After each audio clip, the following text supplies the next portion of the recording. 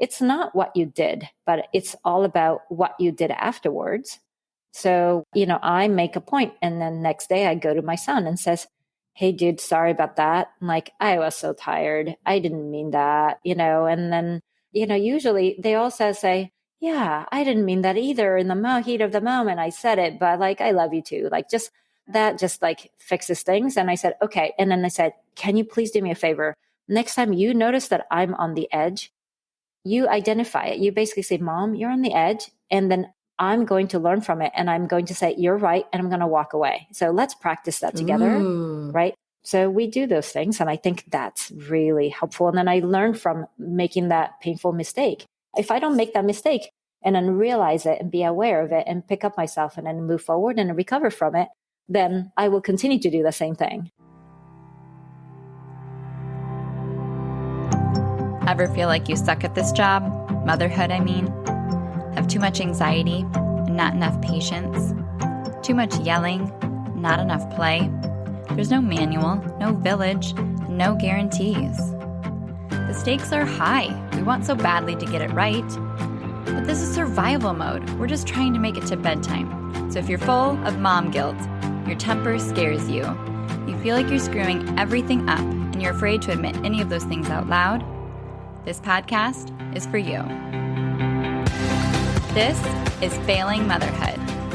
I'm Danielle Bettman, and each week we'll chat with a mom ready to be real, sharing her insecurities, her fears, her failures, and her wins. We do not have it all figured out. That's not the goal. The goal is to remind you, you are the mom your kids need. They need what you have, you are good enough, and you're not alone. I hope you pop in earbuds, somehow sneak away, and get ready to hear some hope from the trenches. You belong here, friend. We're so glad you're here.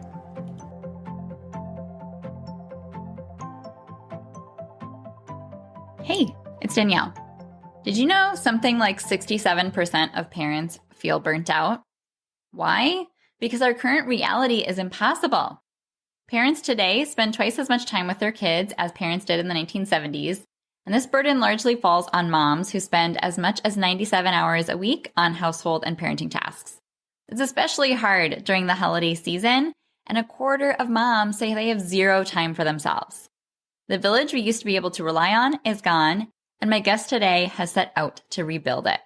She has been described as a mechanical engineer, neuroscientist, bioengineer, robotics expert, and computer scientist all in one. Yoky Matsuoka is the founder and CEO of Yohana, an independently led subsidiary of Panasonic focused on building consumer technology products and services to help people live healthier and happier lives. Prior to founding Yohana, she served as the vice president at Google's healthcare organization, chief technology officer at Google's Nest, and co-founded Google X, the company's research and development lab. She also developed the first brain-powered robotic hand while running the University of Washington's Neurobotics Lab, earning a MacArthur Genius Award and inspiring a STEM Barbie. No biggie. With this MacArthur grant, she founded Yoky Works Foundation, a nonprofit organization dedicated to helping children with physical and learning challenges, focused on removing reading barriers to unlock the potential of every child. She currently resides in the Bay Area with her husband, 4 children, dog, and pet pig. When the pandemic hit, she watched as all the balls she juggled for so long began to fall all around her. She felt like she was failing, and she knew she wasn't alone. And that's what led her to starting Yohana. Yohana is a wellness company designed to help families prioritize well-being. Their first product is the Yohana membership, a concierge service for families that uses AI and real humans to tackle the family to-do list. It's been proven to save parents up to 10 hours a week that they would otherwise spend on household and parenting tasks.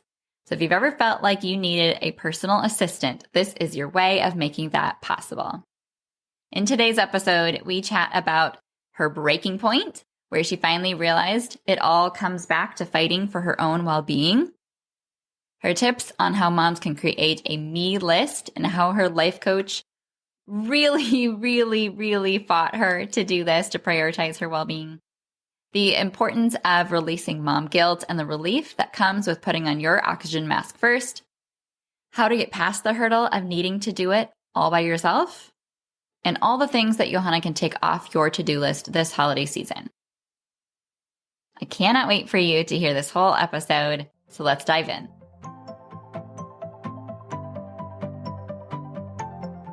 Welcome to Failing Motherhood. My name is Danielle Bettman, and on today's episode, I'm joined by Yoky Matsuoka.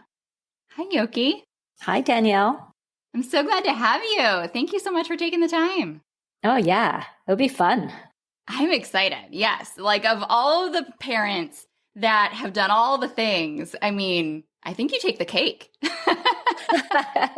In a good and bad ways, yes. Yes. But I'm relatively certain that you're one of the only podcast guests I've had to date that has inspired a Barbie. So there's that. That is true. We can certainly talk about that. Yeah. So that's a talking point, to bring up. I'm sure that you have many from your background. So before we dive into your whole story, go ahead and just simply introduce yourself to my listeners. Who are you and who's in your family? Okay. My name is Yoky Matsuoka. I'm founder and CEO of Yohana. Yohana is the company that offers modern families what they really needed, which is the modern family concierge service. So yeah, that's kind of what I do. And I'm a mom of four kids aged currently between 10 and 16. And we have 3 pets. So we have a very, very busy life. Yeah, you have a pet pig? Yes, we do. We have a pet pig. Well, it was supposed to be 60 pounds, but now 250 pounds. Oh my gosh. Yeah, never feed pigs too much food. Good to know. Good to know. We'll put that in the show notes. Exactly. We have 2 bunnies at my house. We have Felix and Lulu, and they don't use their little backs very often inside, so that's fun. That's good. I hope they're not 250 pounds each. They are not. They are like 3. Much more manageable. Good. So I know that failing motherhood is, my podcast theme, and that's a huge catalyst to your story and what you have created for exhausted parents. So I'm so excited to dive into all of that, but I would love to get kind of the whole backstory of you before we get there. So take us along that journey and start from the beginning. Who were you before kids? Yeah. So as a kid, I was a tennis player. That's actually all I did. And I was in Japan. So I was born in Japan and I grew up until middle school. I had nothing but tennis as my dream. So I wanted to become a professional tennis player. And then that got me to the US. And I moved to the US thinking that I was going to become a professional player, a tennis player. That dream clearly didn't happen. I had lots of injuries and then it just didn't get there. So in college, I had to think about what other careers that I could potentially have. And one I could relate to at that moment was to build a robot tennis player for myself so that I can continue to play tennis doing my career. Oh, fun. Yeah. So that was really the entry into engineering. So I got into robotics. I could build this robot for myself. I got into AI because then I can program the robot to play tennis with me. And I was at MIT building this robot and I couldn't, as you go around in tennis courts, you don't see those robots, playing tennis with humans, right? So even, long, many decades later, we still have not gotten to that dream yet. Oh, man. Yeah. However, throughout that process, I have learned neuroscience because I also thought that if we learn human intelligence, we can, create artificial intelligence. But what has taught me through learning neuroscience was that there are so many people with neurological deficits or physical challenges that they can't even get through the normal day, let alone tennis. And I thought, how selfish am I to be even thinking that I was going to use technology just to serve myself? So really, like when I was in grad school, I transformed myself from thinking about that to how can I use technology to help other people to be able to just live everyday life better. And that's, all the way to now, like everything I built ever since then has been about that. So, wow. Yeah. That is inspiring. I love to hear where, that passion comes from and how can it not be something that's just kind of about, how it's going to benefit you or something you're interested in. And so coming from that place of having someone to play tennis with, and then now it's become something so much bigger than you. That is so cool. I had no idea. Exactly. And, it's sort of, I think you said the word passion. And I think I'm a type of a person who goes from one, like really get into the passion, like really going into it deep.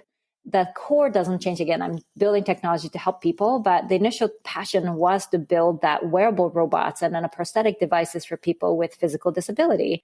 So it was very different. And that's what I did as a professor for a decade. It feels different. It's like, what? And then you built Yohana, like, what's the relationship? But really, like, when you look back and then connect the dots, all of that background has really helped me to build Yohana. The reason for switching out of the professorship and then coming to Silicon Valley was because, one, I had this itch of not being too close to the consumers. I wanted to help people, but when you do research, you don't get to work with people every day. You work with graduate students, you teach classes, you write papers. And then I thought, where's the people that I'm trying to help? So, when Google said, hey, can you come down to Silicon Valley and help start Google X? I thought, what an opportunity to get closer to people. Oh, yeah. I'm sure the life of a professor is very kind of isolated or secluded or like set apart from kind of the quote unquote real world in a way. It's just different. I think it is like, it's so exciting being in a cutting edge in a way that it's not possible. Like I always say, like when I'm, retired from whatever it is, that I really want to go back to become a professor again because it was so fun as well. Oh, good. Yeah. But yes, I think I don't know, maybe I'm like short visioned or something, but I wanted to work with people every day. So I thought, okay, I got to do that. Yeah. Yeah. You follow your gut and wherever it leads, it's for the right reason. Yeah. So how did kids fit into this story? Was it seamless, cupcakes and rainbows? You just have 4 kids and and then do your dream? Like, what was that? What did that look like? Yeah. So, of course, like all parents, all moms know that it's not cupcakes and rainbows. Right. Which is why we're here. Yeah.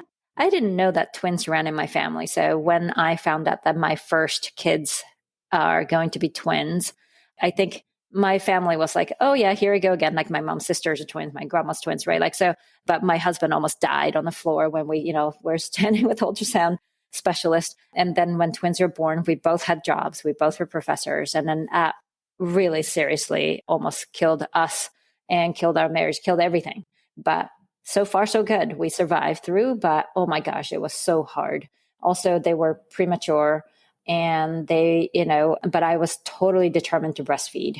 That's something that I was definitely not going to give up, but they didn't have the sucking ability developed yet. So it was just overcoming all of that was so hard. Also, at my work side, I was the very first woman to get pregnant in their group. So there was no such thing as maternity leave. They wanted to have one and they theoretically, had one. But when that happened, they were like, oh, so can you actually create something? Like, what would you like to do? So they were very kind, very understanding, but I felt like, whoa, it's not like a path that's been paved that I can simply follow. Yeah. Yeah. You're doing something revolutionary for the first time. Mm-hmm. Like what? Yeah, exactly.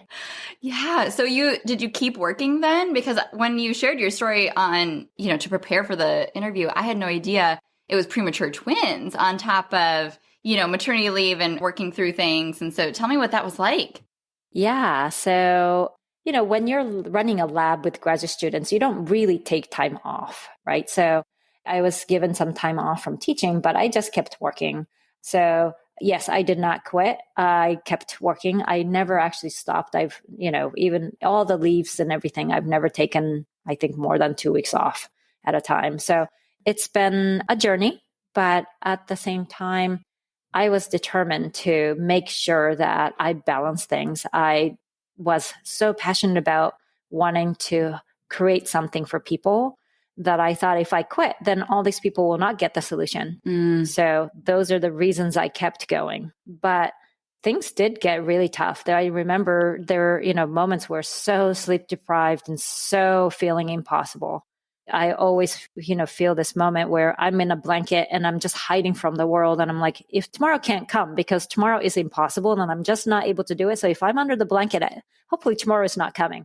But then tomorrow comes anyway. Yeah, like, okay, ready or here goes not. impossibility. Yeah. Oh yeah. That happened way, way too many times. So when did your other kids then fall into your career? Yeah. So it almost feels like every time I change the job, here's a new kid. So funny. My first two came in my first job as a professor. Then I moved to Seattle. The first kids were in Pittsburgh. Then the second kid was in Seattle. And then the last kid was in California. So they happen in different circumstances every single time. And I had three kids by the time I moved to Silicon Valley and then dove into Google X and the startups and then all that. And I had the last kid during all of that as well. Wow. So what were some of the ways that, obviously this is pre-COVID we're talking about, and then we'll get into the pandemic, but pre-COVID, what were some of like the non-negotiable ways that you stayed sane or that you figured out worked for you? Yeah. So I would say some of the things I made sure was that I did not give up on some of the things that were very, very important with kids to stay sane. And, I think work can be crazy and then work can drive you insane. But then when you get back to home and then you were with the kids and then you're safe from that. And then, but kids can drive you insane too. And then, then the work can save you from that. So it's kind of a toggle, right? But yeah, but during that, I think one of the things that I just decided I'm not going to compromise was the time with the kids. So for a long time, when kids are younger, kids are a little older, so the schedule has shifted. But when they're in, maybe all of them are before 10, 12 years old, I have made sure that I woke up extremely early. So I woke up at maybe 3, 4 o'clock, and then I worked. Basically, I worked from 4 to 4 or 3 to 3 kind of schedule. So I spent a lot of hours before anybody has woken up. Then pack lunch, shuffle kids, then kept working. But when there was time to pick up kids, I was the one who basically waved goodbye at work, and I left and I picked up kids. And I spent that time helping them with homework, listening about what happened in the day, played with them and all of that. And that I did not compromise. These days, they're a little older and I'm starting to compromise that a little more, but definitely that was an incredibly important thing. And then one thing that was so hard was the judgmental eyes as I'm leaving work. Right. And it's like, no matter what. Even though you got there at 4. Yeah. Right. And then engineers got there at 10 o'clock. And then, of course, when they're looking at me leaving at 3:30, they were like, what's wrong with you? I'm like, well, what's wrong with you coming at 10:30? But they're not being judged, but I'm being judged. So that was really hard. Yeah. Yeah. But I did not compromise on that. Good for you. Yeah. Good for you. I mean, that I'm sure took tenacity from a lot of different facets of not just the logistics and the sleep deprivation, but the dealing with the pushback and the resistance and feeling like you needed to kind of stick to your guns. I'm sure that there's even more challenges being in a male-dominated field. Were there any other like motherhood-related things that were either stigmas or, kind of discrimination of sorts that you had to sort through? So, I'm maybe ignorant, but, also people will not overtly discriminate, right? Right. So I think there are all those things that we notice. As I said, as we're leaving, they're looking at, me like, how could you leave? Like, oh my God, right?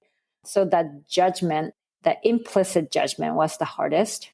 And, I felt like that, I think probably the hardest, and a lot of women go through this, is like, we have to work harder to overcome that, to show that that didn't actually create worse performance. So I always felt like I was doing more than anybody else. I was producing more than anybody else. I was working more hours in the places where they might not be able to see, but the results were there. And then I made sure that the results were there to see. So I think that's the most painful part, more than actual overt discrimination. That makes sense. Yeah. That makes sense a lot. Yeah. And so then how did the pandemic affect your family? Pandemic was fun for all, right? But it was impossible. Again, I think, there's so many moments in my life where, again, I ran into a wall and I said, okay, this is it. I can't do it anymore. This is the moment. And this was one of those moments, again, for me, that pandemic initially felt kind of fun for a second because it's like, oh, my kids are in the home. They can't leave. Yay, time with them. But then, school started. They're online. I'm working. I'm online. Then the online thing is like, doesn't work all the time. Like, mom, that's not working. To, actually also being a little bit misunderstood that just because I'm not in a meeting sometimes, that doesn't mean I'm free. But the question always became like, I could see my kids from the corner and then just like, And the moment I'm like, okay, bye-bye. And then I hang up a meeting and they're like, Mommy, are you free? I'm like, no, but sure.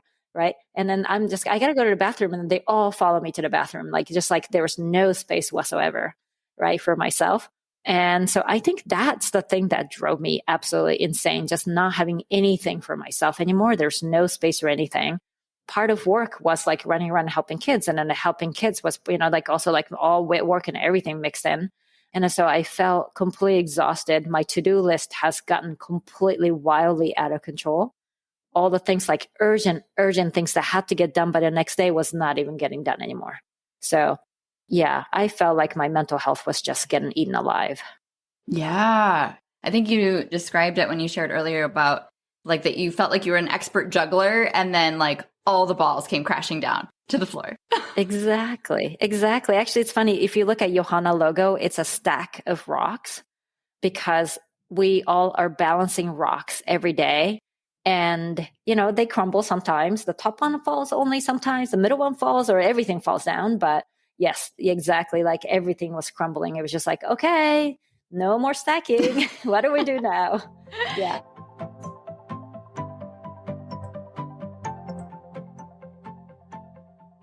Hey, if you're new here, I'm Danielle. My company, Wholeheartedly, offers one-on-one and group coaching programs to help families with strong-willed kids, age 1 to 7, prevent tantrums, eliminate power struggles, extend their patience, and get on the same page. It's kind of like finances. You can read lots of info about what a Roth IRA is and how the stock market works. But if you really want to get serious about paying down debt or growing your wealth, you go see a financial advisor who can give you very specific recommendations based on all the unique facets of your situation. I'm your financial advisor for parenting, and I've designed the way we work together to give you nothing less than a complete transformation. While we work together, I'm able to help you figure out why your child is losing their mind and why you are losing your mind, and guide you to master effective long-term solutions through 3 main focuses. Number 1, my Cultivating Cooperation guide teaching you the tools of positive discipline. Number 2, managing your mind by working through my Triggers workbook. And number 3, establishing your family's foundation by writing your family business plan. My coaching is comprehensive, practical, individualized, and full of VIP support. So, if you struggle to manage your child's big emotions, if you and your partner's arguments seem to center around parenting, especially if one of you is too kind and one of you is too firm, if you struggle to stay calm and be the parent that you want to be, it's possible to stop feeling like a deer in headlights when a tantrum hits, effortlessly move through simple directions and care routines without an argument, and go to bed replaying the way you handled the hardest moments and feel proud. If you have a deep desire to be the best parent you can be, and your family is your greatest investment, find me on Instagram, send me a message that says sanity, and I'll ask you a few questions to see if we'd be a good fit to work together. I can't wait to meet you. Back to the show. And so as you felt your mental health deteriorating at, an increasing rate, how did that affect, work, your kids, your marriage? Like, how did you begin to realize that not only was it unsustainable, but like you had to do something about it, and it was all coming from that place of your well-being? Yeah, actually, I didn't realize that it was about my well-being until I had a coach who told me and says, hey, you're not doing this. Actually, that was like a totally eye-opening. So I was a mess. I was a terrible mother. I was a terrible worker, but I didn't know it because I didn't have time to think to recover from it, right? So I was that irritated mother. I was that, one who just couldn't be ready for anything. And, I just cannot live without a life coach. So a coach has basically said, do you have a me list? And I was like, what? No, I don't have time for that. You have to create a me list. And what is that?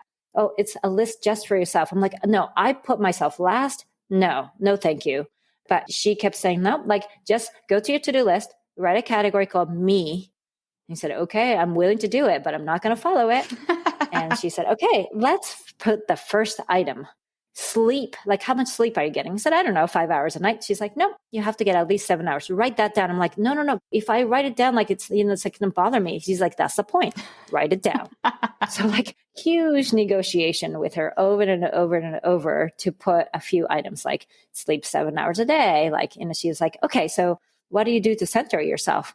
Like, I don't have time for that. But what do you do if you could? Oh, I'll definitely go running. I'll meditate. She said, put those things down. And then not only put it down, she was like, how many times a day and when? Let's make it super concrete. She followed it all the way to the point of actually telling me and said, okay, so yeah, I wish I could go 3 times a week. Okay, put 3 times a week. And said, now pull out the calendar. I'm like, why? I don't have time. Okay, pull out the calendar. Let's schedule those things now. Right. And it felt so hard and so wrong. But what allowed me to do was when that time came and I was like, I can't, but I will. Let's give it a try. And it took a little while for me to feel like initially, seriously, I'm like, yeah, right. And to the point of, if I don't go for this run, I can't be me. I can't be the good mother. I can't be the calm, happy person. I cannot be the good boss. So I'm going, and everything is clogged up. Emails clogged up. Everybody's screaming urgent, but I'm still going. And boy, did that pay off. And because now I'm on the other side and understood the benefits, I make sure to do it. Did you like angrily have to go back to her and be like, you were right? I tell her all the time, thanks to you, I'm here. It is so true. Oh my gosh. I love how realistically though you played that conversation back, because I think so many listeners will resonate with that just impossibility of, I don't have time. I can't afford to do that. That would be nice. Yeah, I'm sure that would be great, but like I'm too busy. And so for you, under those circumstances, I don't think anyone could say that they're more busy. Like, you had the badge of honor to say, like, of all people that could not fit a run in, it would have been you at that season of life. So for you to be able to have fought for that and then been able to turn around and not only see, oh, it did help, like it does pay off, but now I actually have to fight for it so that I can be the person that needs to show up at work and at home, regardless of how urgent everything else is knocking down my door. That really is a testimony to that. Yeah, it's so hard. And I'm actually no special. I just want to make sure like every case, every family situation I hear, and I'm like, oh gosh, yours is much worse than mine. Like on the surface, might look bad, but like every situation is bad. Yeah. So yeah, no, there's no comparative suffering that makes one person's plight more harder than the next, because we all have our own hard. We've all never done parenting today. Yep. Ever yet, right? We've never had the kids at the age we have right now. We've never dealt with the problems we're dealing with until today. And so I do think that's a very valid point to make sure that everyone hears and sinks in, because whatever you're dealing with right now is valid. And the feelings you have about it are valid. And if it feels hard, you're probably doing something right, because otherwise it would not be a battle. You would not feel defeated if you weren't trying. Yeah. And so just give yourself that credit. Yeah. And actually, I always say, if you are running into something difficult, then just like I said, then you're doing something right. And even if you failed, that's like the best thing that could possibly happen. Actually, my role model is Brené Brown, who really talks about failure, but how to get up and then pick up those pieces. I think she has inspired me to do that better. And when we all fail. We all fail at balancing. We yell at kids and then they go to sleep. I'm like, how did I do that? Yes. I hate that feeling. They're mad at me. I'm mad at them. And I'm like, why could I be like this, the most precious person? So, those moments. And then, she talks about how to recover from it. And then there was somebody who actually told me, I think again, could be my coach, and said, it's not what you did, but it's all about what you did afterwards. So, I make a point, and then next day I go to my son and says, hey dude, sorry about that. I'm like, I was so tired. I didn't mean that, and then, usually they also say, yeah, I didn't mean that either. In the heat of the moment, I said it, but like, I love you too. Like just like fixes things. And I said, okay. And then I said, can you please do me a favor? Next time you notice that I'm on the edge, you identify it. You basically say, Mom, you're on the edge. And then I'm going to learn from it and I'm going to say, you're right. And I'm going to walk away. So let's practice that together. Ooh. Right. So we do those things. And I think that's really helpful. And then I learn from making that painful mistake. If I don't make that mistake and then realize it and be aware of it and pick up myself and then move forward and recover from it, then I will continue to do the same thing.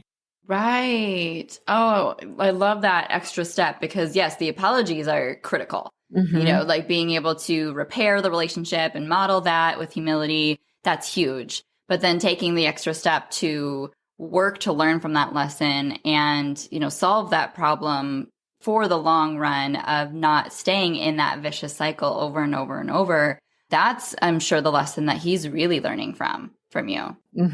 Yeah, exactly. So I think that's really good. And I think that also allows him to be aware of his own anger sometimes is, hey, you're doing it too. And he's like, oh, yeah.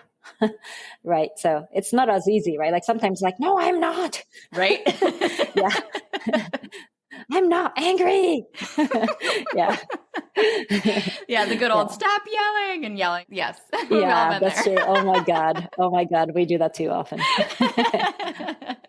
Yeah. We have so much more in common than we probably realize, all, you know, every family listening. But what other things did you start to realize after that clicked with your coach and you know, started to work this me list in more long term? What trickled down from that? What can moms start to realize that you realized why it's so critical to prioritize your well-being?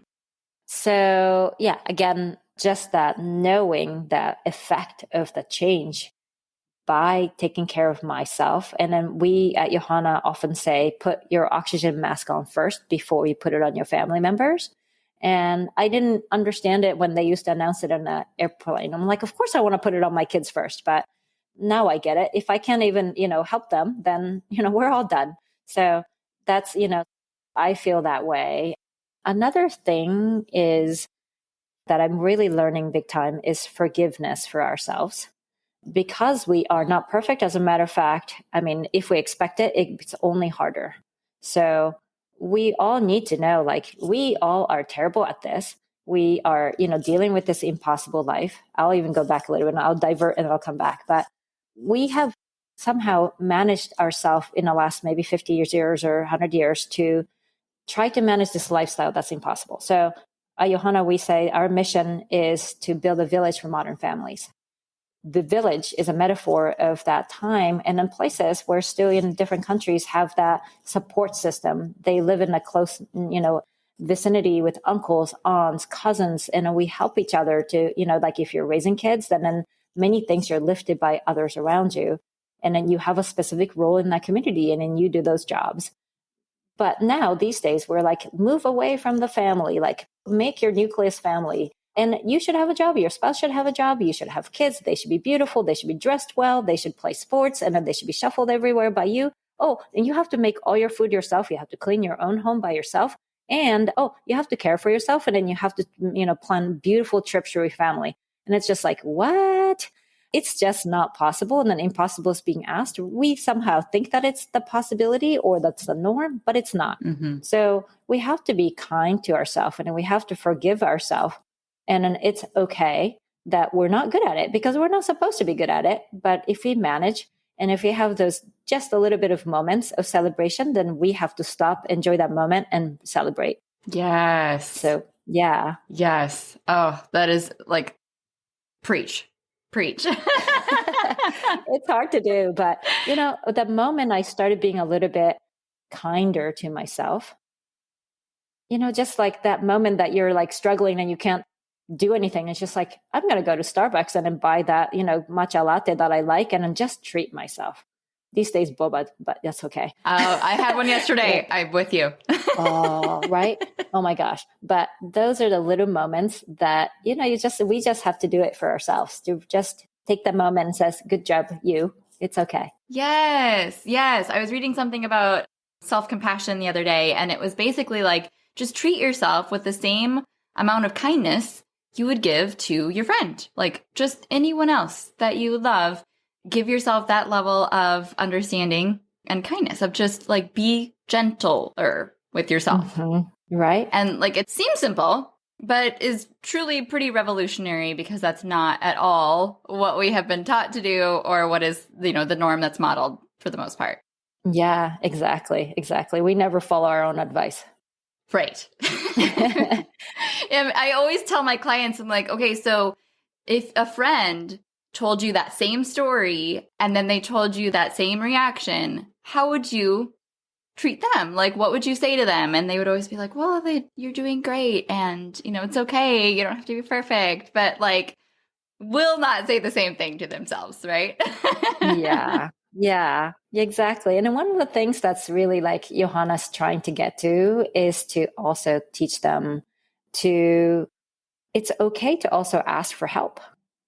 It's a lot of people don't ask for help or know when to ask for help or what is okay for other people to do. Right. And I think that what Yohana wants to do is to even teach people how to do that. Because that's right. That's something that I've learned throughout my life of inability to delegate. I have an example. So for very first time, so this twins that I had, and then, like my husband and I were dying and doing everything possible. We were not making that much money and we didn't want to pay somebody to get things done. But again, that wall that I'm talking about, I ran into the wall and that I couldn't move. I couldn't possibly go to work. The next day I had way too many things to do. And I've already stayed up all night too many times and I just wasn't going to be able to clean my house.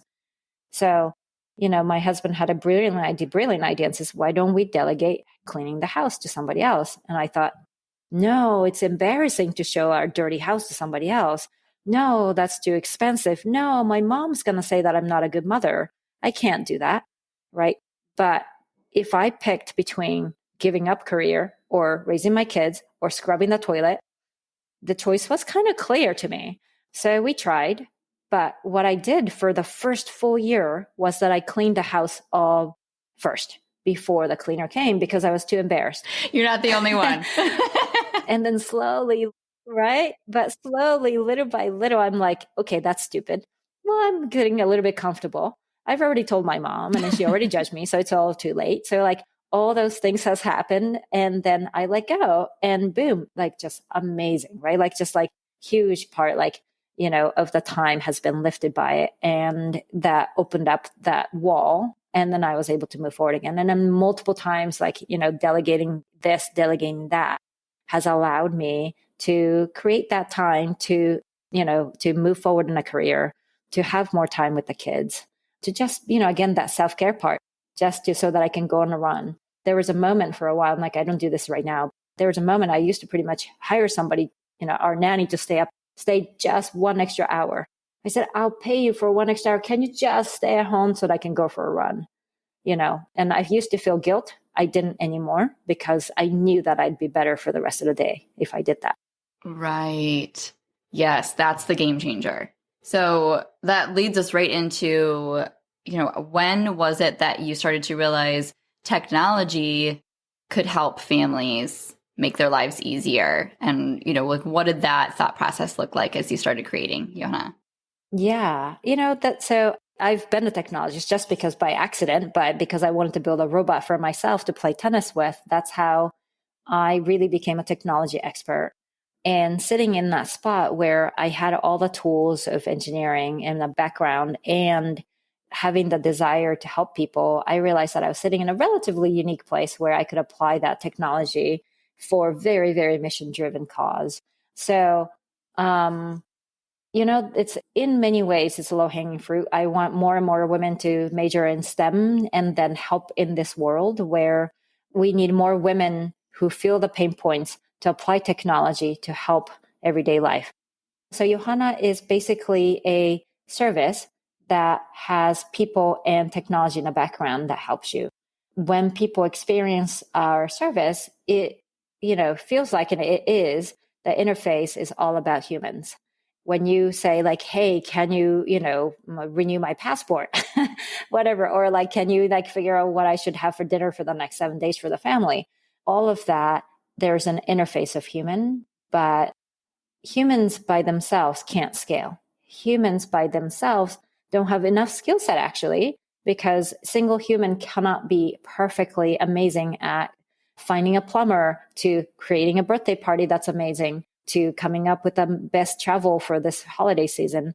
All of that is nearly impossible to do. So therefore, we have to have enough technology background to make them the superhuman so that they can be that specialist who've done the birthday party for the 100th time so that they can act like the travel agent who's, already planned everybody else's holiday getaways. So those are the places where technology really starts to help for Yohana at this time. Yeah, that's so brilliant.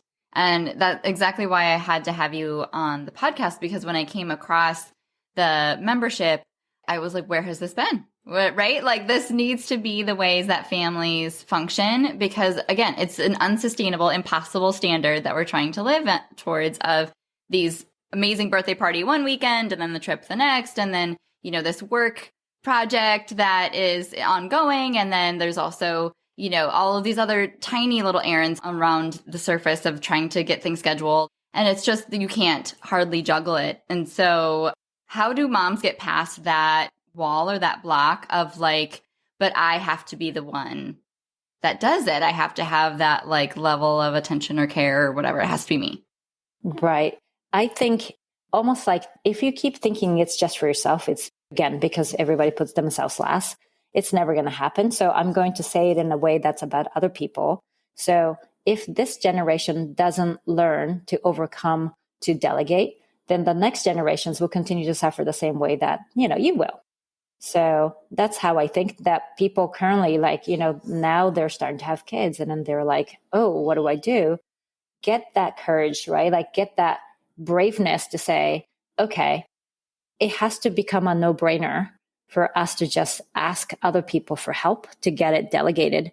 And if they see that, next generation will follow. If their kids see that, their kids will know that's the norm. And then that's how they're going to get around, the tough parts of their life in the future. So they have to remember that they're the role models for the next generation and their own kids and how they manage these tough moments. And that is, so go in and keep delegating. And I know it's not easy. I know you're going to judge yourself, but you're going to have to.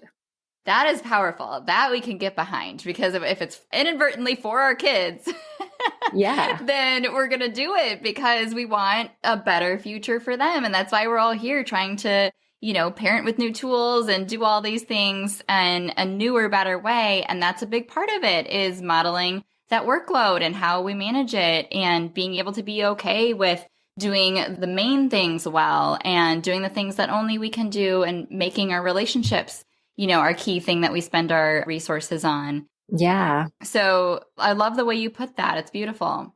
Okay. So then getting back to Yohana, again, like really paint the picture of what is possible with this level of technology.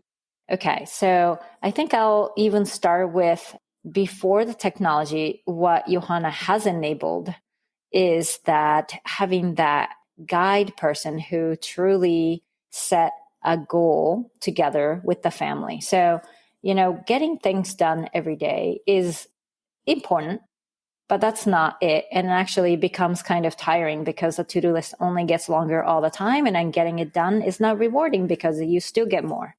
But what's the rewarding, and what we're really after for getting things done is to meet that, whatever the goals that we have. And then sometimes the goal is to have more time with the kids. Sometimes the goal is that the parents are getting older and then that you want your parents to see grandkids more often. Maybe the goal is the self-care. Maybe want to lose weight even, right? Like there are different goals that people and family have, and we make sure to start from there. So our job is to say, let's figure out what that goal is. Then we will help you get things done so that we can get you there. If that means we're connecting you to the experts to get some things done, great, we'll do that. If we are fixing your home and getting things offloaded so that you get that time back, then that's what we do. So, that's how we really move people forward to achieve that bit of a balance that they are not having right now. Throughout that, we feel that we have to use technology in the back. And as I said, to get to know you more and more, that there's a bit of an initial pain of, delegating, and they don't know you at first. And then you feel like, explaining is painful, but I just do it myself. But no, we got to get over that hurdle a little bit. We get to know you. The more we get to know you, the, easier and faster and better things that we can do. Right. So I mean, in a way, like I'll give you one like high level example. We need more members to get better ourselves technology wise. But for example, if you say, hey, I want to plan a birthday party for my 7-year-old son, and great. Initially, like getting to know who you are, who your son is, what is he like? It's like, oh my God, that's a lot of work, right? But over time, we already know that. And not only that, we know people like you with the son like yours who have preferred one thing or another. So, it's like, oh, don't do the jumping house birthday party. These days you go to the go-kart, right? Like whatever that might be. And then that fits better for this population. And then all the kids will be like, oh my God, that's like so much cooler. Like, how did you find a mom? Right? Yes. Right. So I think those are the ways that our technology is really helping our specialists to be superhuman, because they're in tune to what's out there. They're in tune to be that expert completely based on, that personalization to your needs and your family. Yeah, that's so brilliant, because it's truly combining the best of both worlds of not only that customization, but the scaling of just getting better and better at doing those things over and over, that the AI can, really compound interest, compile all of this data and do it the best way possible. And that's what we're always looking for. We don't want mediocre parties. We want the best party. Yeah, that's right. Right. Yeah. Yeah. Yeah. So what does that look like logistically? Is there like, intake forms, Zoom meetings? What does this look like? Oh, yeah. So of course we're getting better and better over time, but we can do it also different ways too. If you want to just get started by saying super high level, like 7-year-old birthday party, and then we ask you a little bit of scoping question and saying like, what is he like? Like just, what's his hobby? What's his dietary restrictions? And then we throw in a couple of things like, do you want to do it at home? Whatever. And then based on that, we say, here's possible venue options. Here's the possible lunch or cake options. Here's possible, party favor options and so forth. So we kind of throw you what we call proposals to people. So then people can choose which one they like. If they don't like any, they can kick back and say, oh, but this one was the closest, but it's still not it. And then we have that dialogue back and forth. Again, initially it might be like getting to know phase might be a lot of like, that's not it. But over time it gets better and better. It's just like, oh, wow, spot on. Like, how did you do that? Right. So I think that's the kind of the process that people take. Yeah. So what else can you do other than birthday parties? I think there's like contractors and things that you like work with too, or like, specific service providers. Yeah. So, this is the part that people often get confused of like, what do we really do? Like there's so many things and we say we can do anything. And of course that confuses people more. But yes, so I can, give you the kind of examples of things that we do. And I actually do with my service too is, you just said it, contractors are home, right? So there are a lot of home needs, whether they're things are falling apart, the urgent things that happen, to things that I want to do to just everyday life. Like my blinds are somehow always broken somewhere in a house and it's super annoying, but I don't know what it is about blinds, but they break. So just little handyman to come in and do things. I want to hang pictures, but I don't have time. And then they're sitting on the floor, to things that can up the value of the house over time. So just, keep working on some things that's going to, make it really nice. So all those things we can, just give it to us, whatever it might be. We'll schedule those things. We already know great, people that we can recommend, and then we'll go from there. So I think those are, just wonderful, wonderful areas that usually is so much Google search and then figure out who's good, making the phone calls, and they don't call you back at the right time. And then we cut all of that for you. So I think that's big. The other area, and I mean, there's so many areas I can keep going, but we already talked about birthdays and, events planning and all of that. We're pretty good at that. One of the areas, the holidays coming, so let's talk about that for a second. So we are, making sure like all that, for example, Halloween is taken care of. We decided to focus a lot around costumes this year. And then this is, again, a headache every year. It's like, what should kids wear? What do they want?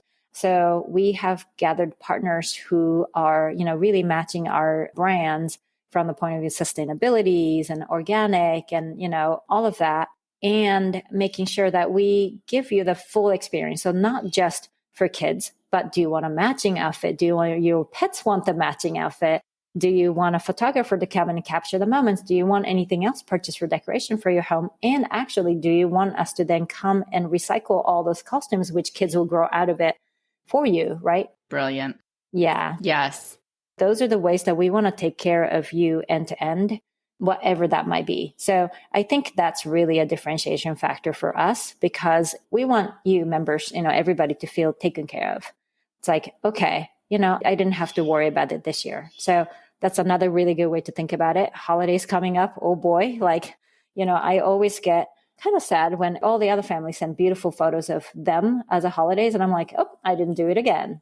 Yes. Right. What if somebody took care of that for me? Like somebody's arranged and said, okay, I'll take care of not only, like a date in your calendar. We can see your calendar. I'll schedule somebody for you. This is the best in your area. Don't worry. Like this person really takes amazing pictures. Oh, do you guys want to have matching outfits? Like, here are some of the options. And then, just having that full coverage is really nice. So yeah, stay tuned for more and more of those holiday kind of things. Yeah. Yeah. And one more example I'll give you, because I probably use it the most for this, is to feel close to family and then friends by being able to say a little bit of thank you. So you probably have those moments too where maybe your uncle was really nice to you, for just giving you something, or some friends brought you like cupcakes that you weren't expecting. And then you want to say thank you in a more special way than just email thank you. And then you put it on a to-do list, and then you get busy and the weeks go by and you're like, I missed that opportunity to say thank you. And then I feel like I'm almost drifting apart. I'm rude and I don't like myself. So I just almost on that instant moment, I just, quickly chat over to Yohana and says I want to send flowers to my uncle. Then they say, what kind of flowers, what price range, what address, and then just a little bit of information putting, and then here he goes. It's just already at uncle's house. And then they go, you're so kind. I'm like, no, you're the kind one, right? And then we feel like so much closer to them again. And so I feel like I was able to get closer to the friends from the past more these days, thanks to Yohana. So it's a use case that people might not think about too much, but I think that is something that is so, so helpful for me. Yeah. I think the lost intentions that we have, we have so many good intentions that just get lost and buried in, being capitalized on by the urgent things. And then, it becomes weeks, and we never intended for that to happen. But again, it just is like a fight to the finish of what actually gets done. So being able to have things like that go off without a hitch with a lot less effort from you, that would be phenomenal. Oh, that's so brilliant. Yeah. Very cool. So then let the listeners know how they can connect with Yohana and get started. Yeah, actually, good news is that we have gone nationwide as of October. Woohoo! So now, people from any part of the country can go to www.yohana.com and then able to sign up. And we're also running a special promo for the rest of the year. Usually we're $250 a month.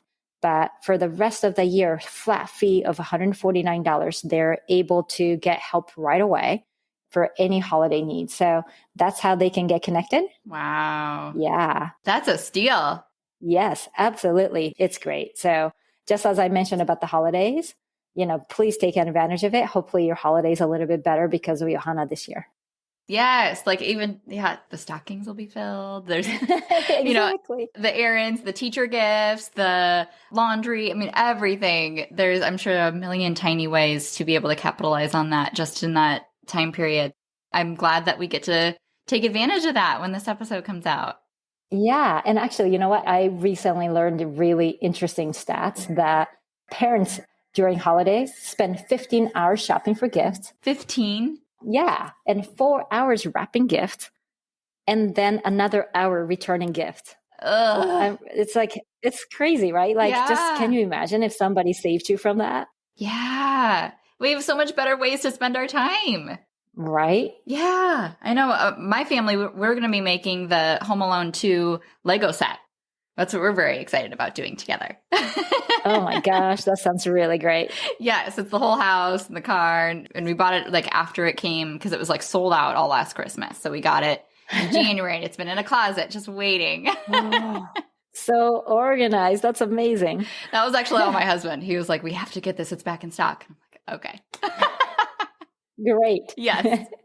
Well, I'm so glad that you've been able to really like paint that picture and help us visualize just how powerful it is to be able to embrace delegation in a way that's not only going to make our lives so much easier and benefit our kids in present day, but really set the stage for the next generation to not have to wrestle with the same pain and the same workload and mental load that we have right now. And that's worth everything. So thank you for being able to pioneer with that unique perspective to go ahead and create something that really just fills that need in such a powerful way. So the last question that I ask every guest that comes on, kind of the motto of the podcast is every parent is the one that their kids need for one reason or another. You know, like because they are a special personality fit or because they have a skill set that they really help with their kids with, or that they're just, you know, trying really hard, or that they, you know, accept their kids for who they are, or whatever that looks like. I want every listener to feel like their kids don't need someone other than them. They just need them. And so I ask every guest, how are you the parent that your kids need? Like, what does that skill set look like for you? How do you, how are you the best fit? Wow. Super interesting question. It's super hard. So let me just think for a second. I really caught you off guard. Yeah, no, it's good. I get it. Because they always complain, I'm like, you're always working. But that's part of it. So that's what I was thinking that, yeah. I think my answer is that I'm their number one advocate and the role model. Yes. Yes. They are lucky to have you. They may not say that every day.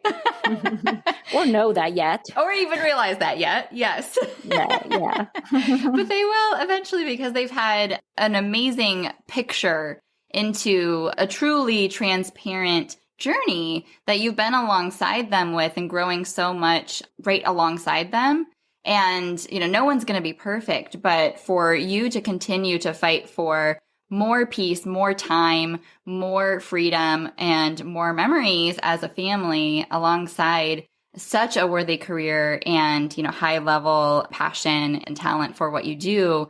Not only have you helped a million families, but you've helped your own as well. So thank you for all that you've done. And thank you for taking the time and for being able to share your wisdom with my listeners. I know that we really, really appreciated and benefited from this episode a whole lot. Oh my gosh, Danielle, thanks for running this podcast. I'm sure it's helping incredible amount of people out there. So thank you so much. Of course. Thank you. Thank you so much for tuning into this episode of Failing Motherhood. Your kids are so lucky to have you. If you loved this episode, take a screenshot right now and share it in your Instagram stories and tag me.